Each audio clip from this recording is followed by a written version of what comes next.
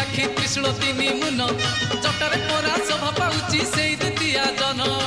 से जटारू पुणी गंगा झरी जाए से गंगारे सब पाप धोई जाए से जटार पुणी गंगा झरी जाए से गंगारे सब पाप धोई जाए से गंगारे देह धोइबा शिवलिंग रे पानी ढालिबा